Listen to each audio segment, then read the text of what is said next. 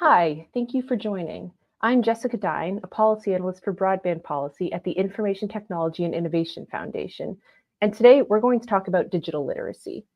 So broadband adoption has gotten a lot of well-deserved attention recently as we're trying broadly to close the digital divide, especially through the BEAD program, and as internet access just becomes more widely acknowledged as essential. This is exposing a lot of different reasons that people don't adopt. One topic that has been coming up over and over again is the need for digital literacy. And basically, that means that if you don't know how to use the internet or use a computer or your device, even if you have a free broadband plan or you have a device, you're probably not going to be able to use it. Or, at the very least, you're not going to be able to make the most of it. And the nature of low digital literacy means that it can be very hard and complicated to address. It takes very complex, multifaceted approach, and it involves making sure that you get to the right people and the right groups in the right way to be effective. The complexity of this can be very hard to appreciate, especially from the outside. So I have here today with me some great panelists who are very in the weeds in all of this. They're really doing the groundwork, and they're going to share with us what that work of teaching digital literacy actually looks like. Now, in brief, the panel structure is going to be myself talking with each of the panelists. There are three of them for about 12 to 15 minutes, just so we all can get a good sense of what they do and what their work looks like. And then I'm going to open up some questions for the group. And then if there are any audience questions, I'll try to incorporate those at the end. Now, as a reminder, before we get started, we really want this to be an engaging conversation. We encourage viewers to submit questions via the Slido link that can either be found in the YouTube description or on the event webpage. And now, without further ado, I'm going to introduce the panelists, and I'm really excited to have them here to help lay all of this out for us. First, May No is an instructional designer for instructors at Tech Goes Home. She was previously an instructor at Best Hospitality Training, so she brings some really great experience from both the program management and the direct instruction sides of digital literacy, and I'm thrilled to have her here. Next, we have Mary Claire Beadala. She's a program manager at the Public Library Association, where she manages and develops programs on digital literacy through Digital Learn. Well, I'm going to let her explain what that is. She has an extensive background in developing and managing educational programs with a lot of experience in curriculum development and management. And finally, we have LaDonna Norris. She's the Director of Community Outreach and Education at Digital C Training Services. She has backgrounds in digital equity and higher education, and she works on both curriculum design and actual instruction. So again, she brings a really well-rounded understanding of this topic. So I'm really thrilled to have the three of you here. I think this is going to be an incredibly engaging and enlightening conversation. Now, with that, I would love to just jump straight in. May, I'd love to talk with you a little bit first. Could you maybe expand a little bit on what I said? Tell me a little bit about your background and your current job and what it involves.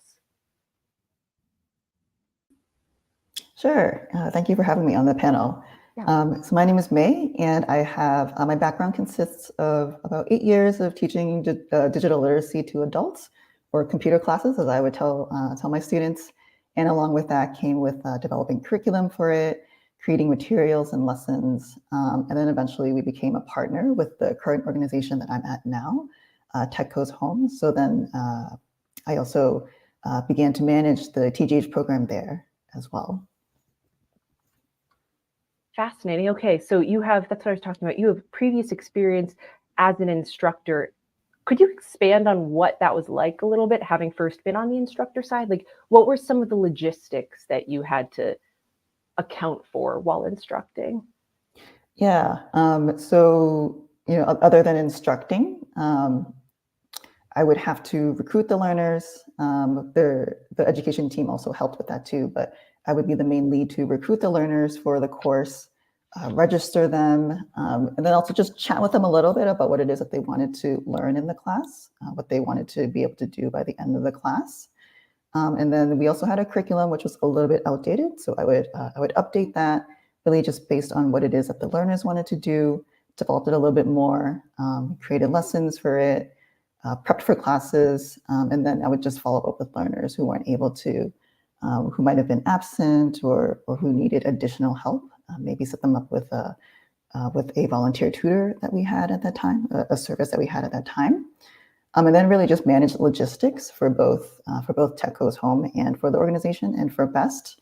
So that would be like writing a report on what it is that I've done in the class, reporting out on attendance, managing the devices and internet that came, so coordinating the delivery of all of that.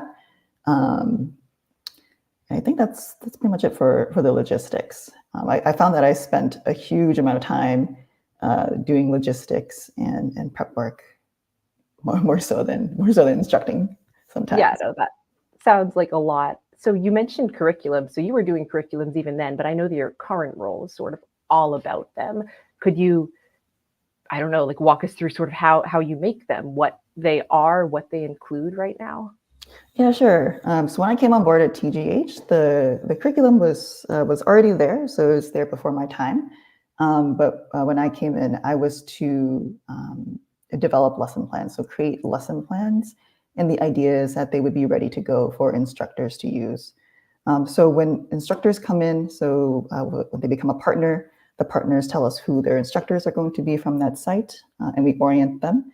And at orientation, we tell them that, you're pretty much free to teach what you like in the course, but these are the five things. These are the 5 things that we want you to do and teach in your course. So the first one is knowing how to use a device.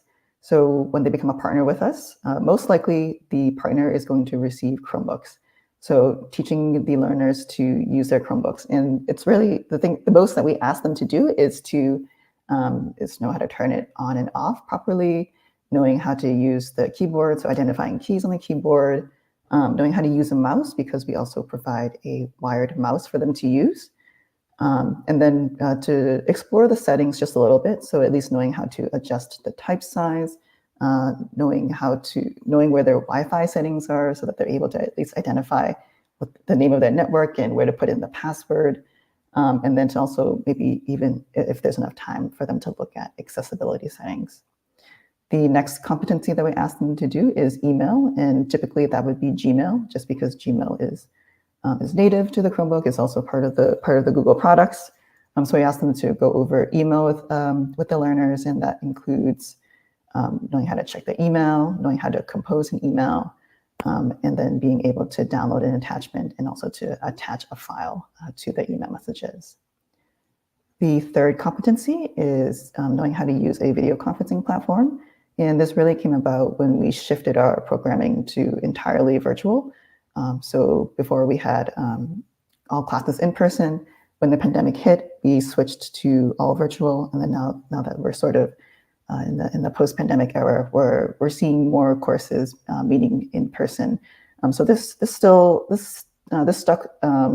This became a part of the core competency, and we still have it in there. So using a video conferencing platform, really, we just ask that learners be able to do sort of similar to what it is that we've probably all been doing on Zoom. So knowing how to turn our cameras on and off, knowing how to mute ourselves, unmute ourselves. I still make that mistake today too. Using the chat. So the chat is a great way for learners for you to engage with the learners, and for the learners to engage with each other. Using reactions. So sometimes it doesn't need to be a written message. It can also just be some kind of reaction. Tell us how you're feeling through that. So those are the things that we ask for our instructors to teach for Zoom. And then the fourth core competency is just knowing how to search the web. So knowing how to get onto Google Chrome, identifying that on their Chromebook, and then getting onto it to search for information, that they need.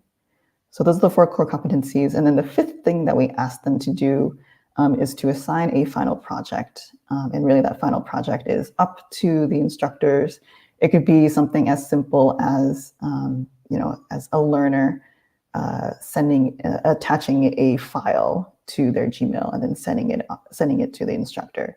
And that could be the final project. Or it can be something that involves a little bit more, like maybe writing a recipe on Google Docs and then sending that into the teacher. We actually had a teacher. It's one of my favorite stories that I've heard from staff. But we had an instructor who did that. Who did that as a final project. So they collected all of the recipes that the learners had typed up and compiled it into a book, printed it out, and gave the copies to everyone in the class. So it could be something, something as big as that. But really the final project is meant to be for the learners to practice the things that they've already been doing in the class. So nothing, and so nothing too out of the blue for them. And that's all that we ask.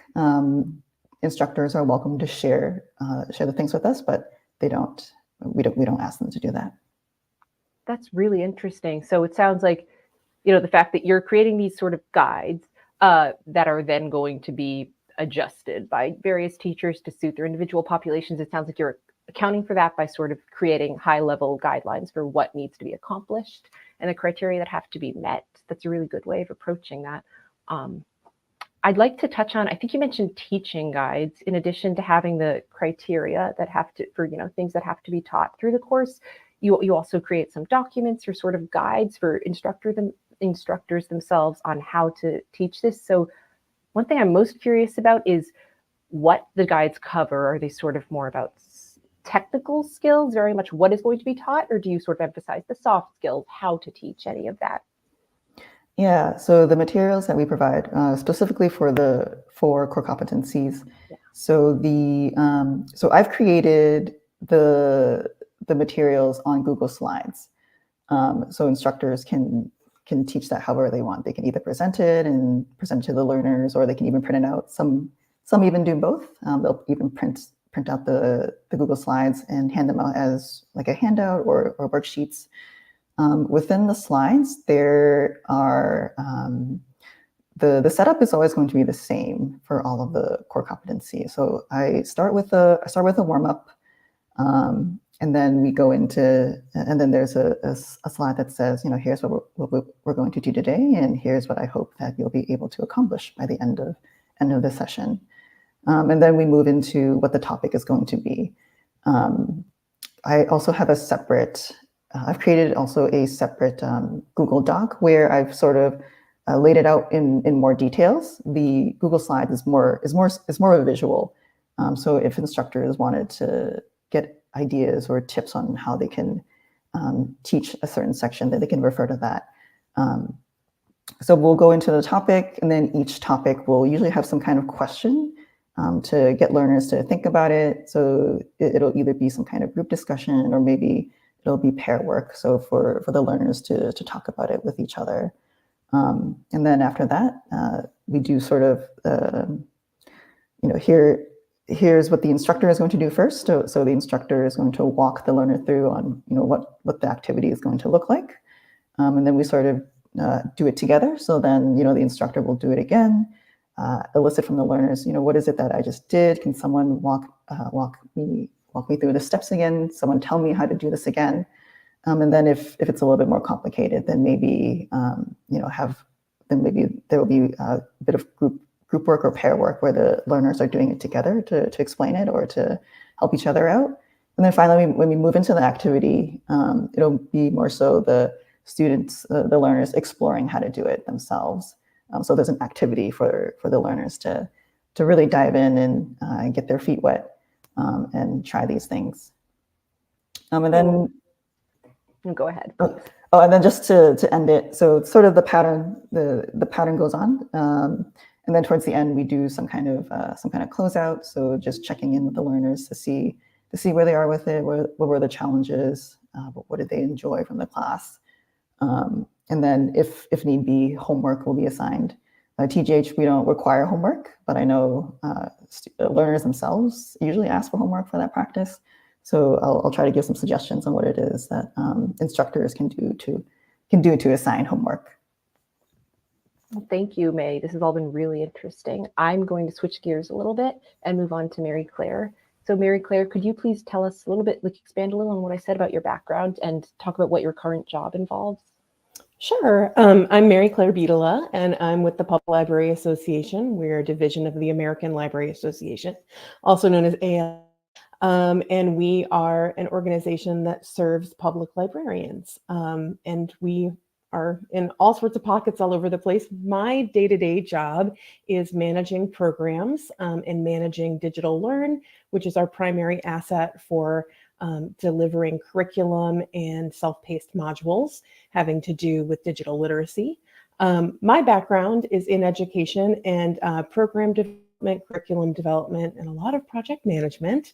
I have worked doing lots of different things, from creating materials for cancer survivors to working with social workers and continuing education at the University of Chicago. And I do have a background in high school teaching journalism as well. Thank you. No, that's all great. So I really need to focus in on digital learn. Of course. That is the most digital literacy heavy part of your background. Could you please talk a little bit about so before you had a lot of data, how did you decide on the basic content that you needed to have on the site initially, without being able to have it fine-tuned by constituents' needs? Sure. So there was a grant, this was 9 years ago, there was a Carnegie Whitney grant that a local Illinois library, the Gail Borden Public Library in Elgin, Illinois, received to continue. They had started making their own digital literacy curriculum, but they wanted to expand it. They wanted it to be open and accessible. So they had a 2-year grant period where they developed a number of training materials so that primarily librarians, though this is open to anyone, all of our resources are free. And that's kind of where we started. So that was in 2015. And they started with 9 modules and 9 accompanying training materials. And from there, I came on to the past 8 years, we have taken that over at PLA to continue that work, and we are grant funded as well. So recently, we have partnered with AT&T to create 11 modules and training and accompanying training materials. So just to back up just a second here, Digital Learn is a website, digitallearn.org. And if you go to that, you will see all of our self-paced modules. There are 32. Most are available in English or Spanish. And those are self-serve. So those exist to solve the problem of the reference desk at libraries becoming the tech help desk. So librarians over and over again, especially during the pandemic, would have patrons come in and say, I have a meeting in 5 minutes. Here's my laptop, go on Zoom, get me in there. And so, it was definitely we need to get folks the skills that they need, the confidence they need to be able to do the basic day-to-day on their devices. So that certainly is one of our big driving factors. And the other part of Digital Learn, beyond the self-paced modules, is kind of where it started with the workshop materials. So those, we have, 105 sets of training materials. I had to check my notes.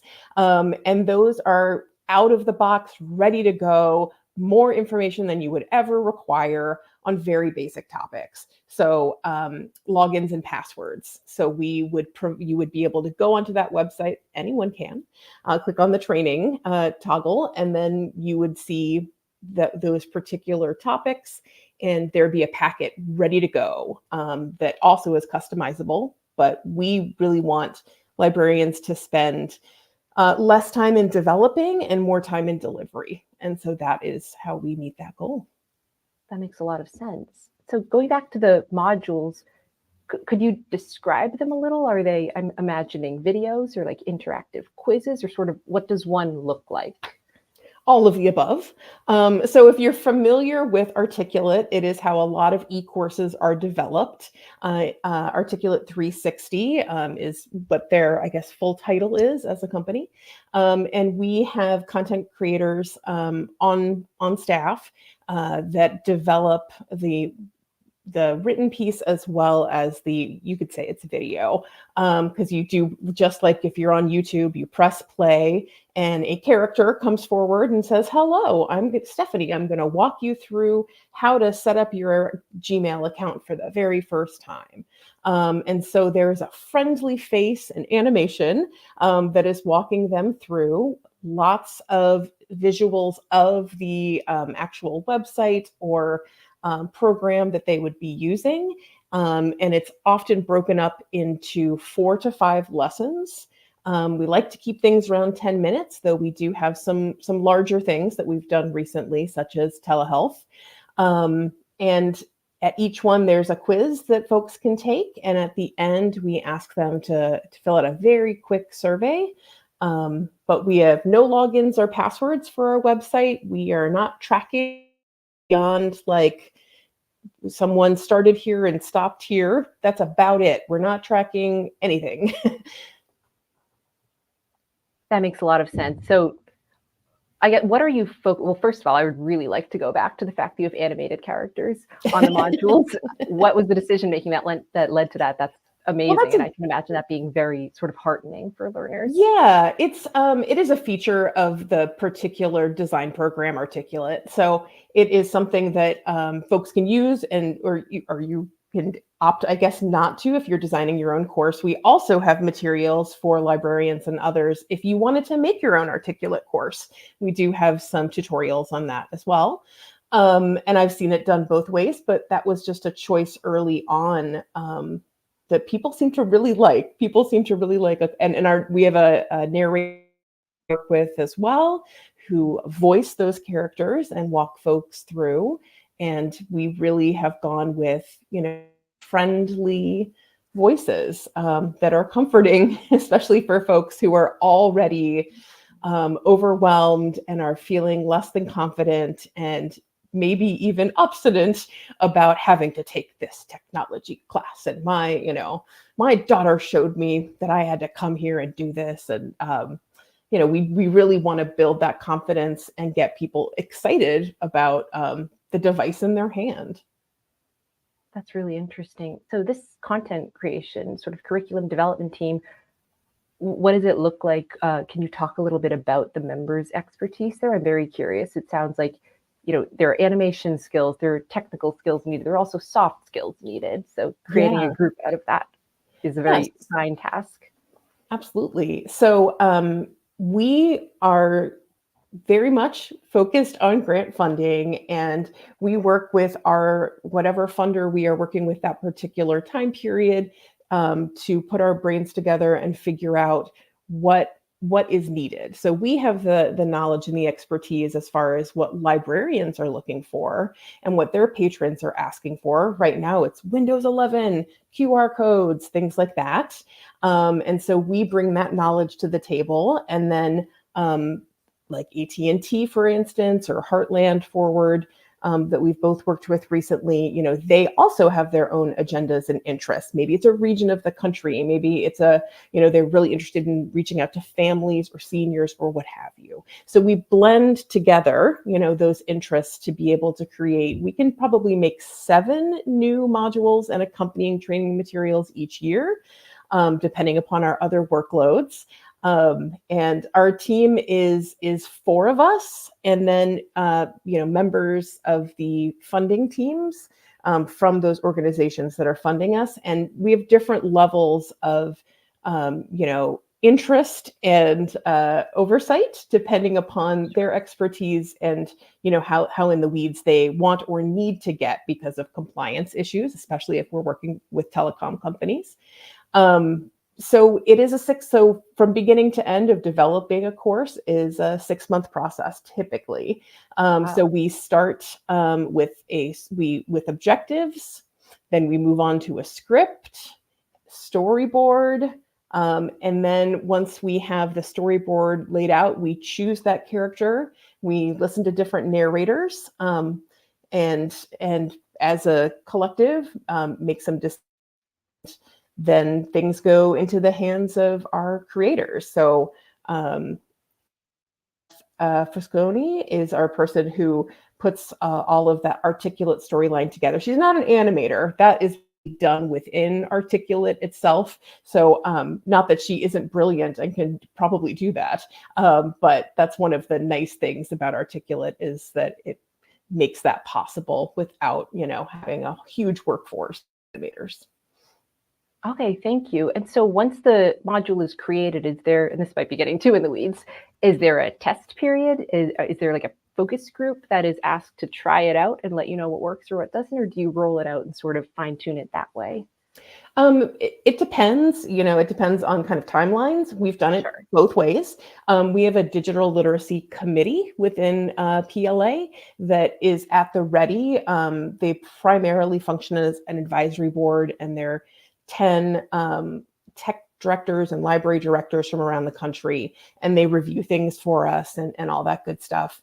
And we can make some tweaks, but typically the final steps before things are uploaded to our website often have to do with compliance and lawyers.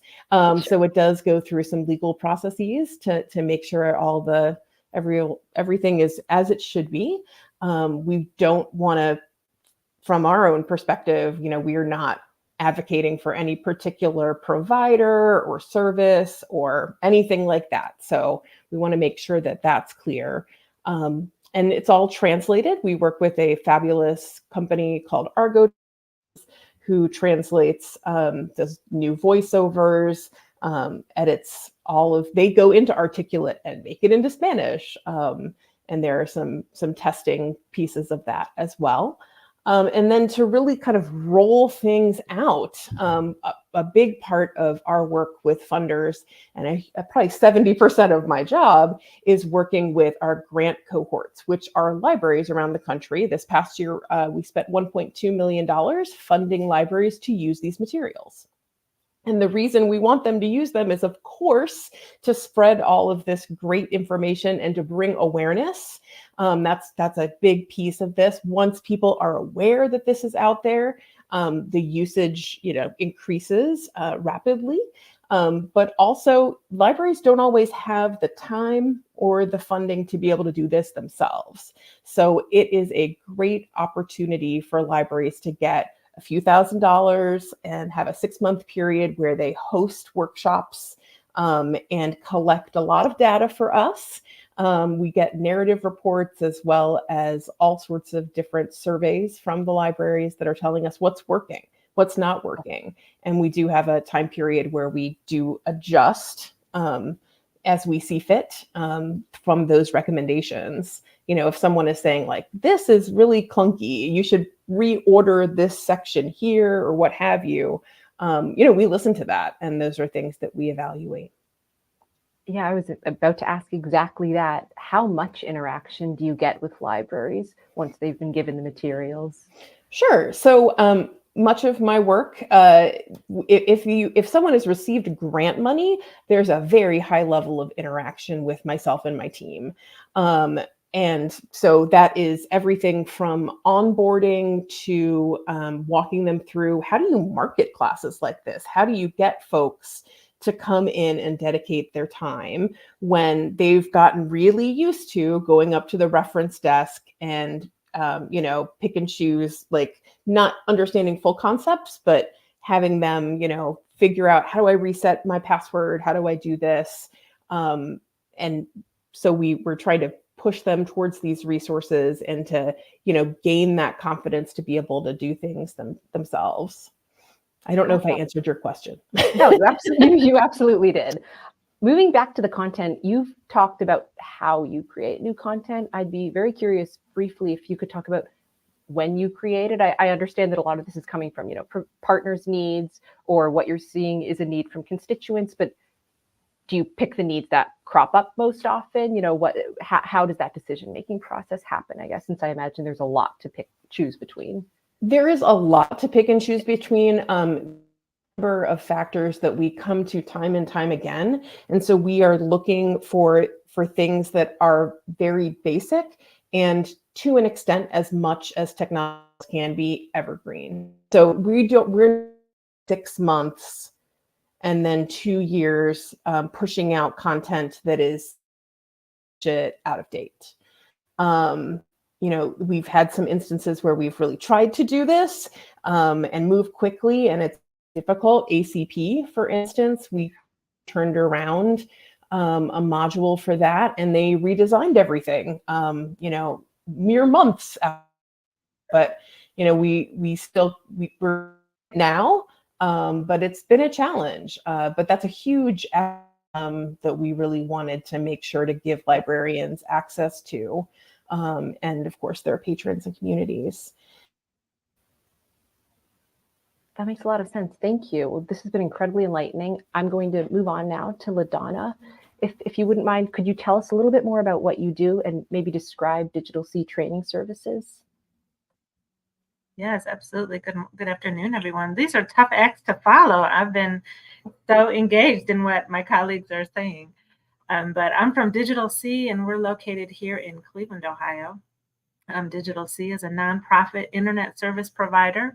And so it's an odd thing, really, that an internet service provider would have a department in their organization to provide digital literacy, but they understood that there is a part of the digital divide is that people need service, but they also need to learn how to use it. So it's very forward thinking. My role here is as the Director of Education and Training. And so we really try to identify any types of topics and any types of services that residents of Cleveland would need to learn and accommodate and create it. So that's great. So how do you identify these topics and services, jumping right in? Thanks. So it's a lot of just going out in the community. We work out of several different sites. We collaborate with the school district. We collaborate with the library system, with the rec centers, and public housing. And we go all over the place and just sometimes in the community room of a large senior high rise, and sometimes in a rec center, and just make ourselves available. We host events that we call digital clinics, which is just sort of an open lab time that people can come in and ask whatever questions they would like. We have digital navigators who kind of staff these events all over the city. And it's just an opportunity for people to come in and we can help them with whatever their digital questions are, whatever their digital device is, if it's a phone, if it's a tablet, and try to build some familiarity and some comfort. And then people really start coming and saying, you know, I really need help finding a recipe for low sodium that I'll actually want to eat, or, you know, questions about ancestry, questions about how do I help my kids with homework? How do I update my job? I've only applied for jobs on my phone. How can I create an online profile? So whatever it is, you know, we want to be able to help them with it. And we like to say, you know, there's no silly questions. In fact, we love the silly questions because that makes our job fun and it challenges us to try to develop some additional training. That's great. So it almost sounds like you're describing like an Apple Genius bar. Is that what the digital clinics are? Are they like a classroom setting? Sort of, what does one look like, I guess, and how does it work? That's a great comparison. I'd be afraid to say that because I don't want to copyright infringement. But that's very much the spirit of it. It's really about come in with whatever you would like. Sometimes it's a classroom setting. Digital C is our building is called the Midtown Tech Hive, and on the first floor is also a co-working space, right? So, and there's a classroom. So we have digital clinics there 3 times a week, and people can, you know, come by. So sometimes it just looks like a classroom. Other times we're in a rec center, just in a small room where, you know, maybe an hour earlier they were teaching karate, but now we're in there, you know, with laptops and being able to help folks. So the setting changes all the time, but it's really more about being able to offer access. Some of our clinics get very busy, and so we've talked about having reservations, but I never want to do that. I just want people to feel like there's no barriers, they can come in. So we just do a sign in and you can be seen and helped, you know, in order of when you came. Okay, that's fascinating. Not to continue with the comparisons, but so it's like an urgent care clinic versus a series of set appointments. So students don't have to say, I will sign up for this 15-week course. It's really just like, this is the location. If you want to come once or want to come 5 times, depending on your needs, it's up to you. Well, if it's a course, just to clarify, because we teach classes also, and some of them are like 5 weeks. And those students do have to commit to the 5 weeks and to coming if they sign up. But in terms of just the digital clinics, we like to keep them open and informal so that, if you happen to be traveling home from work and you want to get off the bus and come into a clinic and get some help with, an update that doesn't make sense to you or your computer's running slow, you can get off and get help and then continue about your business. Okay, so I'd love to talk a little more about the logistics of these courses. For example, do you have an ideal ratio of teachers to students, or is it whatever's available? And what's the length and maybe frequency of the courses? Sure. So we have, similar to what my colleagues were talking about, we have sort of what we call computer fundamentals, and it's sort of like those are the beginning courses, right? So someone who might not even know how to turn on a computer, doesn't know how to use a mouse, the difference from left and right click. We've got kind of 3 fundamentals courses. One is just learning how to use a computer. The next is learning to use the internet. And then the third is communications, which is email and virtual meetings. And so those courses tend to be like 4 or 5 weeks each. The intro course, that fundamentals course, we typically offer to seniors and allow them to kind of earn the laptop over the course of the class. And so by the end, they get to keep it. They're a little more comfortable with it.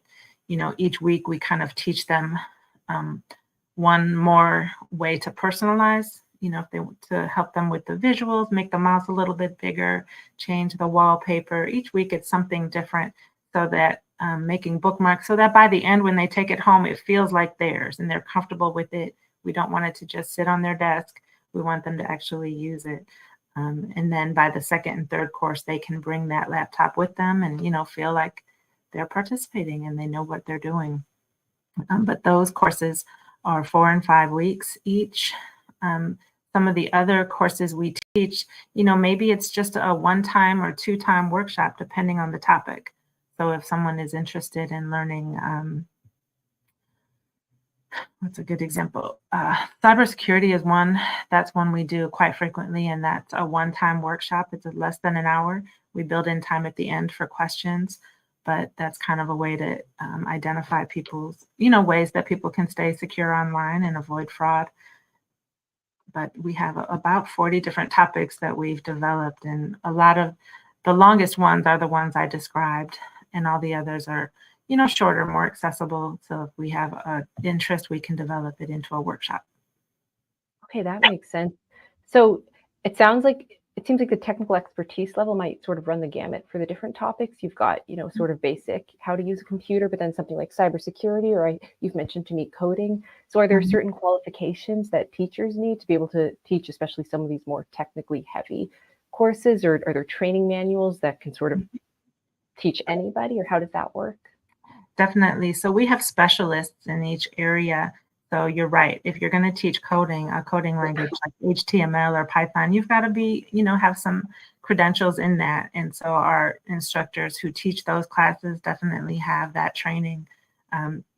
But if we're teaching a documents course, teaching people how to use something like Microsoft Word or Google Docs, we have training specialists who are well-versed in those topics and can train in any of those.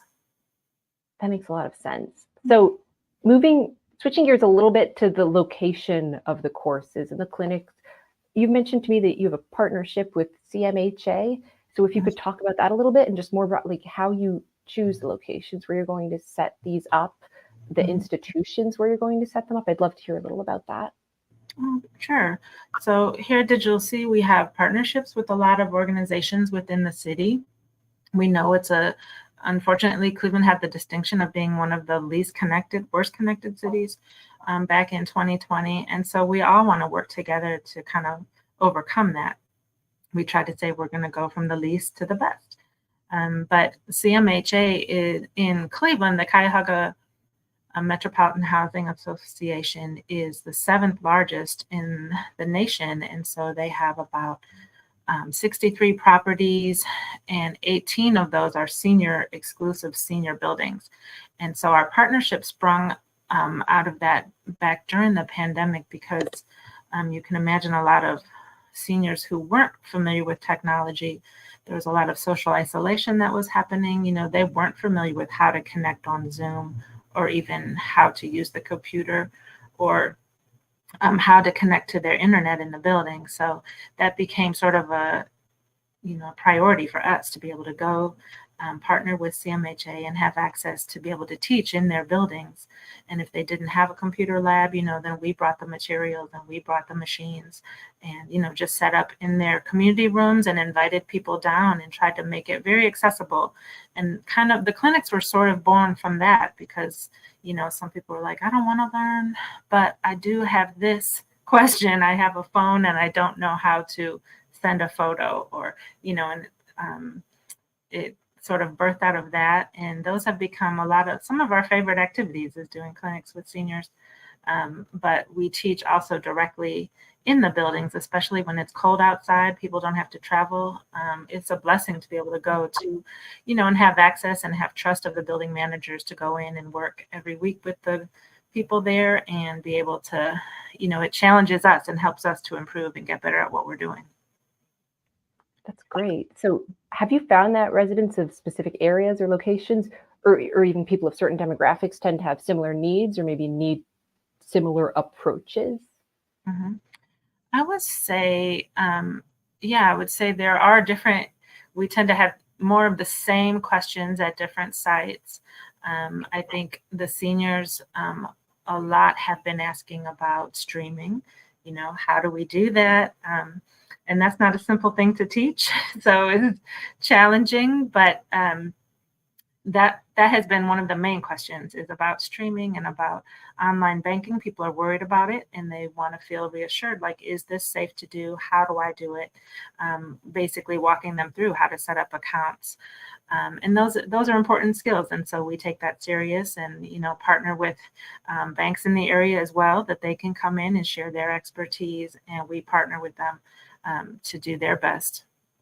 I think with we work a lot with the schools, I said, and so there's a lot of parents, who want to be able to, number one, there's software in the district for parents to be able to log on and be able to see their students' attendance, their child's grades, interact with teachers, but they're not taking advantage of it because either they don't have a device at home or they're not quite sure how to use the different platforms. So that's a way we can easily get involved, or help some of them if they want to get an extra credential, and move up in the jobs that they have. There's a lot of interest in working from home, and what that requires. And then I think with our younger learners, I often made the assumption, that the younger kids grew up with technology, right? We call them digital natives.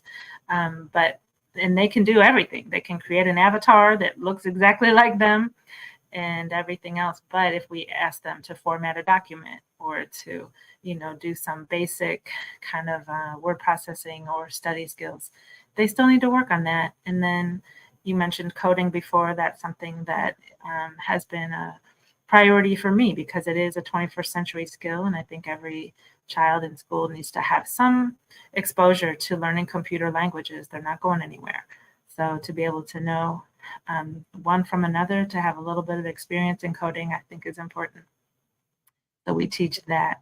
That tends to be the request. Coding, drones, tend to be a lot of requests that we get from school age, and we love to do that. I need to take some of these courses. I do not know coding. But that's great. So it sounds like the learners' needs really sort of actively inform the content that you offer. That's really interesting. 100%. Yeah. I'd like to move on to some group questions now because I have a few, and then I know that we've already gotten some in the chat. So thank you, and audience, please keep them coming if there's something you'd like to hear from these panelists. The first thing I'd like to touch on is an incredibly broad topic. Some of you have mentioned it a little bit, but data collection. It's so important, especially with programs like these. It's also potentially fraught. I think, Mary Claire, you mentioned this, there can be issues of trust and privacy and just fatigue with surveys. So how does it work? Anybody who wants to jump in here, what type of data are you collecting? How frequently, sort of how does it inform what you do? Just what does the data look like? I can respond to that. So libraries, at the forefront of a number of different things. And so we have our own projectoutcome.com, which is a free collection site that libraries can use, and we connect our site to that as well. And so we've figured out that if someone reaches the end of a module, they get a certificate, and that is a winning proposition for many people that want to be able to print that out. And that's where we say, we need your help. If you could answer a couple quick questions, and those are very standardized. So this is one thing that public libraries have done a great job with, academic as well, is truly figuring out what are those questions when we're assessing educational materials, particularly online. And so our 6 questions, they're very brief. Do you feel more knowledgeable about using digital resources? Do you feel more confident when using digital resources? Do you intend to apply what you learned? I think that's my favorite. Are you more aware of resources and services provided by your library? What did you like most about the program? And that's an open-ended. And what could the library do to improve your learning? Also open-ended. So I will say, much like anything else that is not required, we don't get a ton of people who fill that out. So the sample size is smaller than we would like.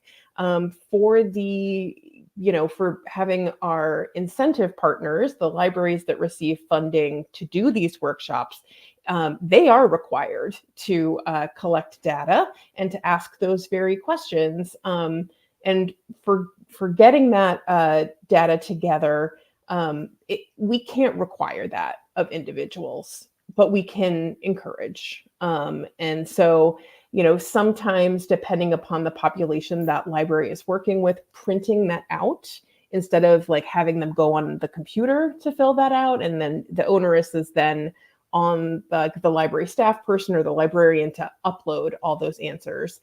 But the piece that comes back to us, as well as the libraries, is the data that says this stuff works. People like this. People really found it useful. And so libraries can take that information to whoever is funding their next round of programs or what have you, and advocate and say, this is important. We need this. This is working. So that's kind of our approach there. We also work with independent evaluators to evaluate our grant programs as well as Digital Learn overall. Oftentimes our funders do the same. So that's a little more narrative, but focus groups are formed, all sorts of different things.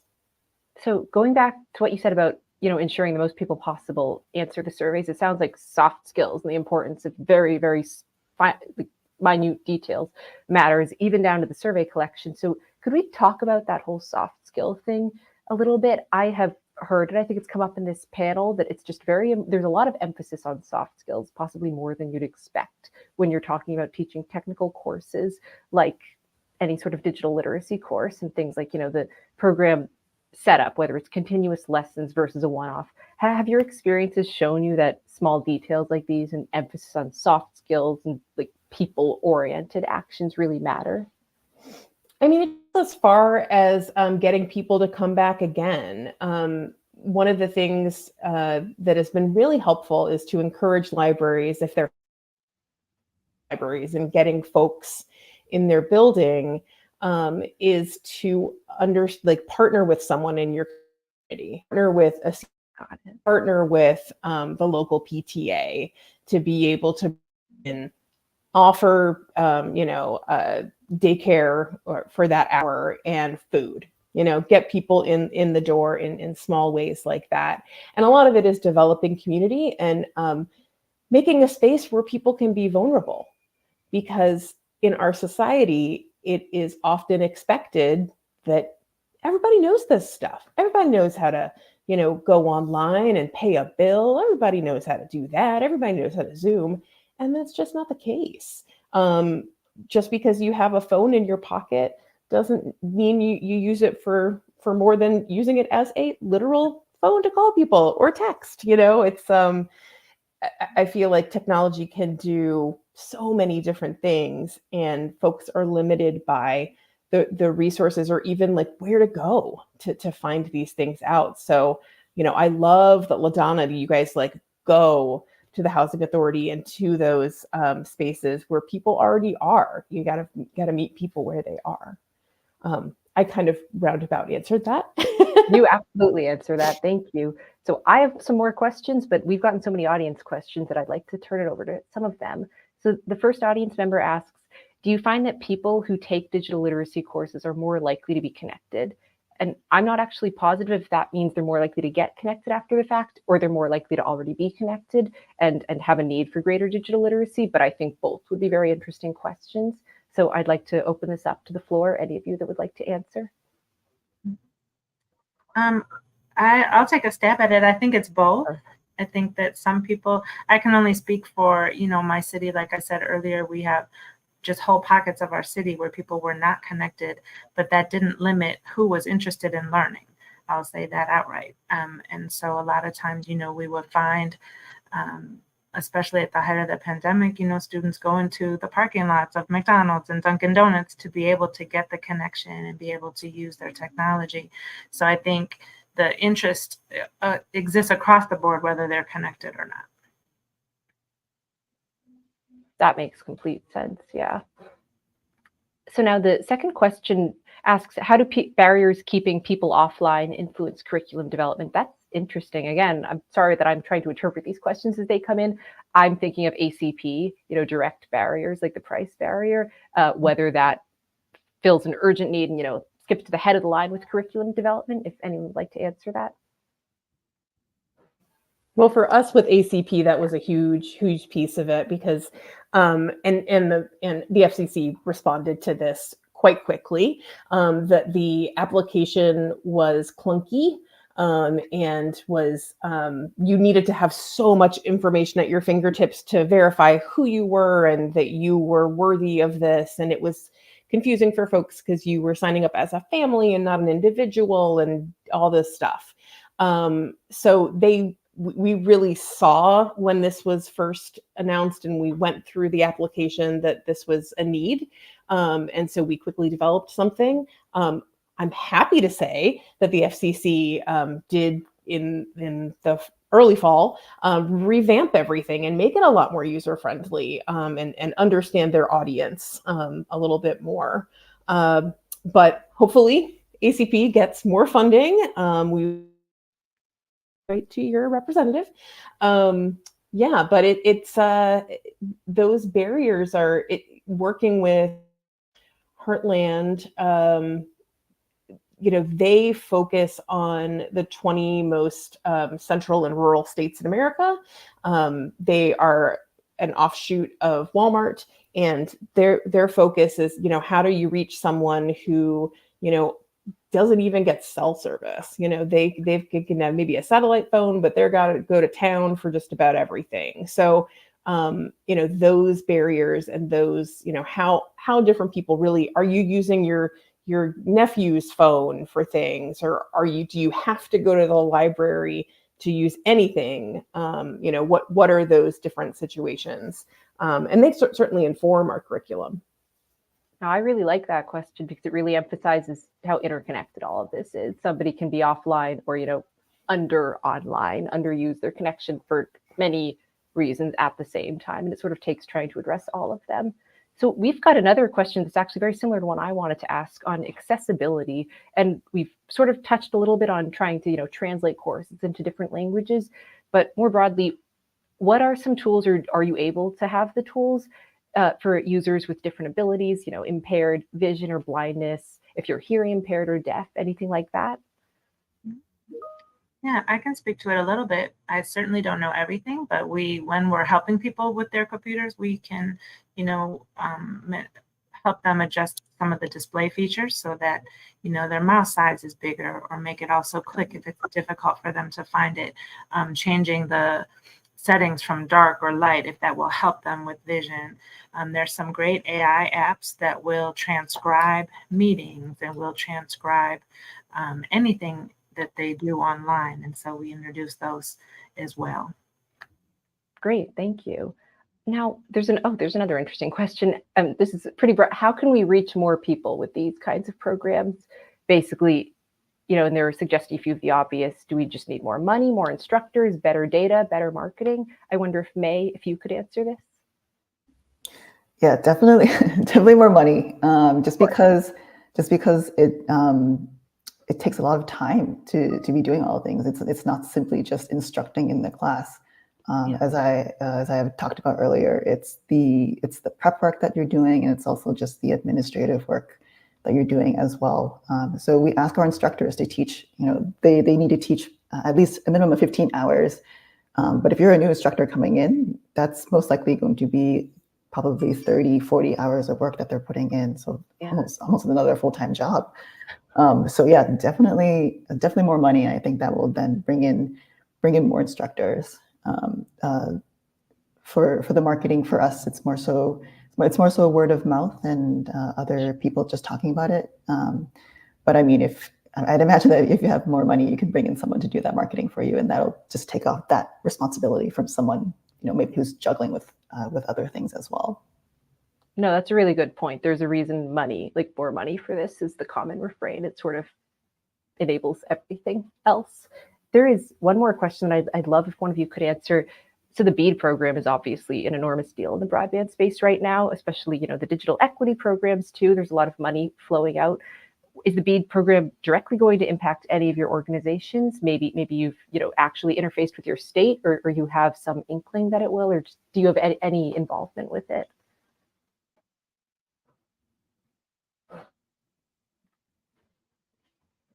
It's also complete. This is such a technical in the weeds question. It's very fine if nobody actually has the answer to this. I was just curious. I do imagine that either way, BEAD and the digital equity programs, they're generating an enormous amount of, sort of information about all of this stuff, including a lot of your programs. They're just making digital equity more popular and prominent. So there will be potentially at least a trickle down effect of maybe more people seeking you guys out, maybe more interest, even if you're not directly, interacting with the state offices. Now, we are almost at time. There's one last question that I really wanted to be able to ask until just if a few of you could briefly put in your thoughts before we close. And this is almost a question I should have started with, but I find that people have very different answers and sometimes aren't really sure what the answer is. So basically, how would you define digital literacy? And by that, I kind of mean, what would you say it is for somebody to be digitally literate? Because that's such a deceptively complicated question. I think that's sort of the crux of why this is such a complicated area. It's often changing. It varies by individual needs. It's not simple to answer. So you are the experts. What are your thoughts on this? Yeah. So I would say to start, that digital literacy is really just people feeling comfortable and confident, right, in order to learn new things and try new things, and be able to use it for themselves, right? If we can give them the confidence to, I think Mary Claire said it very well earlier, that we come from a sort of a state of mind where people think everybody knows everything already and they don't want to ask or feel like they've been left out or left behind. And we want to make sure that when we talk about digital literacy, that no one's left behind. We're all still learning. Before we started the panel today, I was trying to make sure that my background was looking okay. And I'm like, I teach this stuff and I'm trying to make sure it's centered, right? So it's like, it's no shame. It's like this technology moves quickly and we all have to keep up with it. And so I try to just share that with my students all the time. There is no, we're all learning and we all have to continue to learn. But I think people feeling confident interacting in terms of education, healthcare, employment, all these types of learning is really a great measure, I think, of digital literacy. If you feel confident and you know how to get answers, that's huge. That's a really great way of putting it. So digital literacy, teaching it is about the individual, but at its core, it's a group effort. I really like that. So we're coming up on time and I really want to end on time. So I think I'm going to stop here despite the fact that we have a few more good questions. I want to first thank the audience for your questions and your interest. This has been fantastic. Thank you so much to the panelists. The three of you have been amazing. You brought a lot of valuable expertise to this. I really hope that the information you put out there is sort of disseminated and can inform some of what other digital literacy trainers do and some of what policymakers do. This has just really been a great discussion. So thank you all. Thank you for having us. Thank you. Thank you for having us. Of course.